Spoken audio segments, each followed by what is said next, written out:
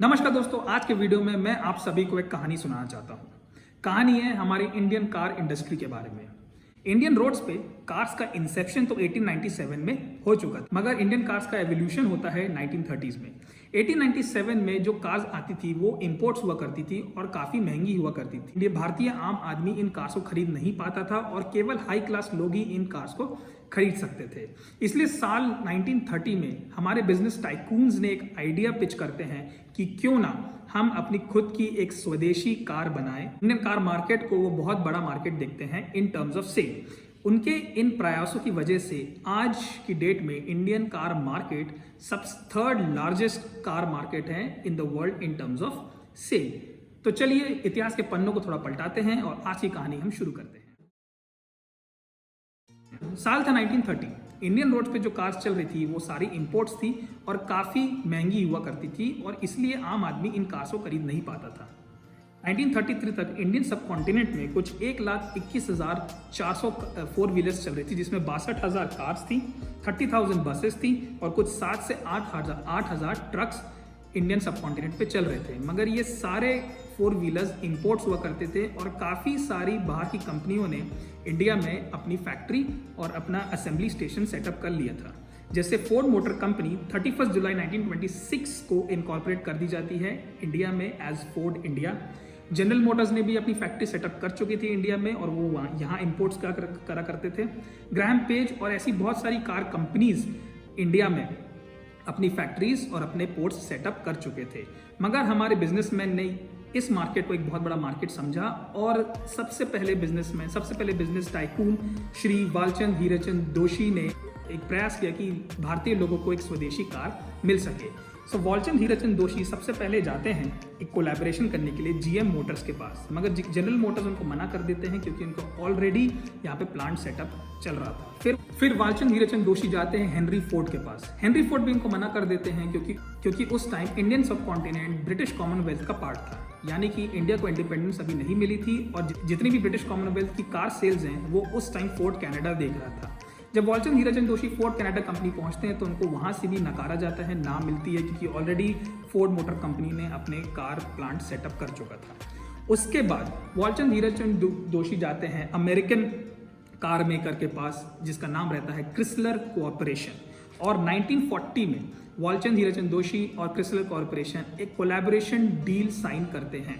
मगर इनका car production start नहीं हो पाता है सेकेंड वर्ल्ड वॉर की वजह से, क्योंकि Chrysler corporation second world war के समय ट्रक्स और वर्ल्ड वॉर के लिए ट्रक्स और डॉज इंजन्स बनाने में बिजी हो जाता है, इसलिए कार प्रोडक्शन स्टार्ट नहीं हो पाता है। इसी बीच वालचंद हीराचंद दोशी अपने कंपनी को इनकॉर्पोरेट करा देते हैं इंडिया में और जन्म होता है प्रीमियर ऑटोमोबाइल लिमिटेड का 1941 में।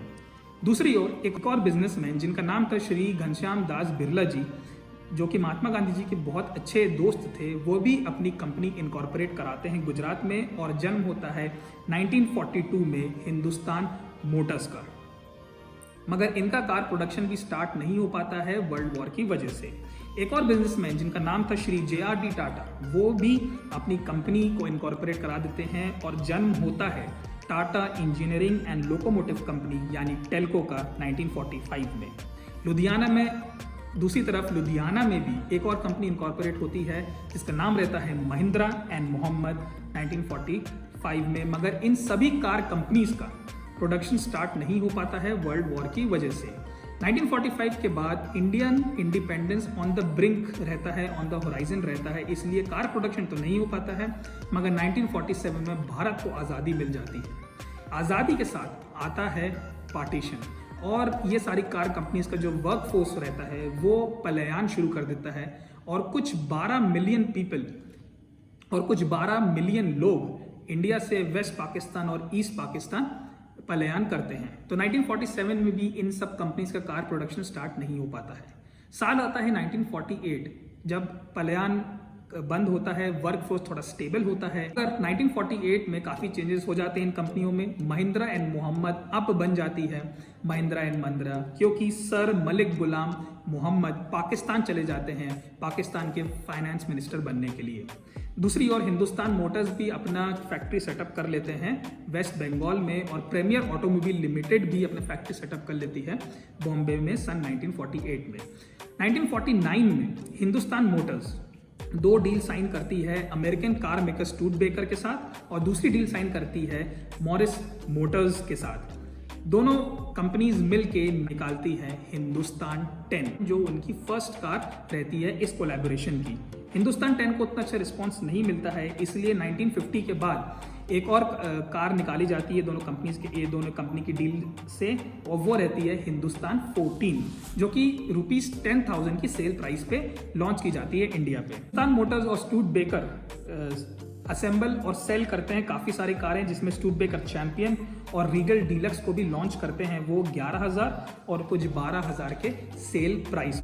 1954 में हिंदुस्तान मोटर्स लॉन्च करते हैं द हिंदुस्तान लैंड मास्टर, जिसको दुनिया में मॉरिस ऑक्सफोर्ड सीरीज कहा जा रहा था, मगर इंडिया में हिंदुस्तान लैंड मास्टर के नाम से इसको लॉन्च किया जाता है। हिंदुस्तान लैंड मास्टर 1957 तक प्रोडक्शन में रहती है, और वो रिप्लेस की जाती है एक बहुत ही लेजेंड गाड़ी जिसका नाम रहता है एम्बेसडर, और जो कि वर्ल्ड में मॉरिस ऑक्सफोर्ड सीरीज 3 के नाम से लॉन्च की जाती है। एम्बेसडर प्रोडक्शन में थी टिल 2014, और 2014 में इसका प्रोडक्शन बंद कर दिया जाता है। अगर हम दूसरी ओर देखें तो प्रीमियर ऑटोमोबाइल लिमिटेड भी क्रिस्टल कॉर्पोरेशन के साथ कोलैबोरेशन करता है, और 1951 तक इनका कोलैबोरेशन साथ में रहता है, और इसी कोलैबोरेशन के तहत वे काफ़ी सारी कार्स लॉन्च करते हैं, जैसे D-Sato Diplomat, the Dodge Kingsway and the Plymouth deluxe.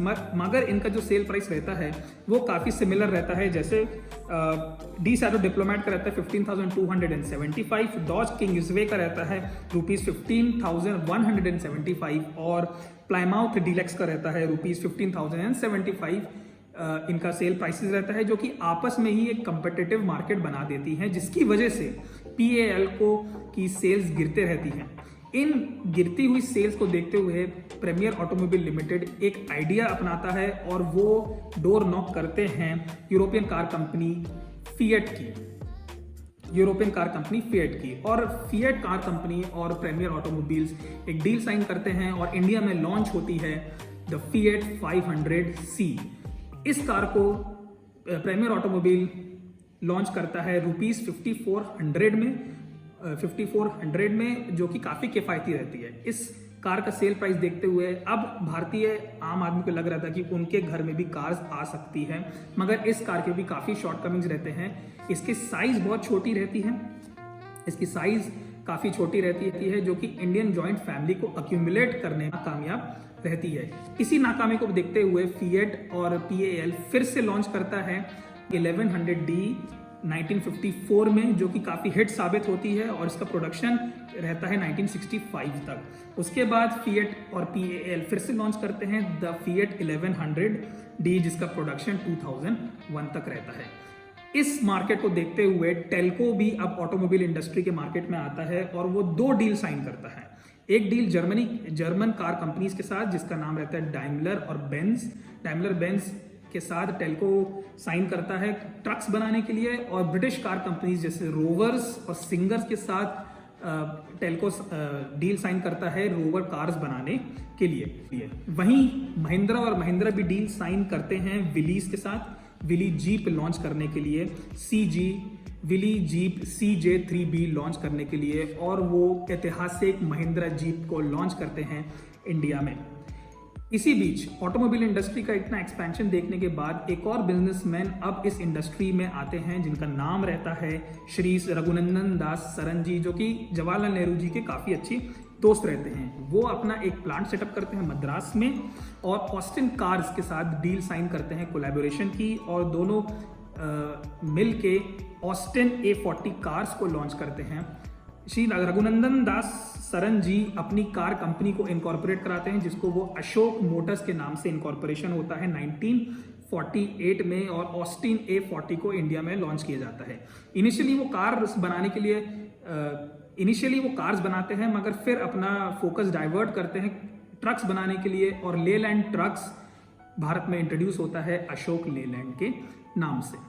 तो ऑटोमोबाइल इंडस्ट्री इंडिया में काफ़ी एक्सपैंड कर रही थी, काफ़ी सारे बिजनेस टाइकून्स ऑटोमोबाइल इंडस्ट्री में एंटर कर चुके थे, मगर अभी भी भारतीय आम आदमी को अपनी भारतीय कार का इंतज़ार था। और काफ़ी सारी चीज़ें बदलती है 1951 में, जब भारतीय सरकार industrialist development and regulation act introduce करती है। तो ये रेगुलेशन एक्ट के बारे में आपको बताऊंगा मैं अगले वीडियो में, और इस जर्नी को हम कंटिन्यू करेंगे अगले वीडियो में। तब तक के लिए आप सभी को नमस्कार।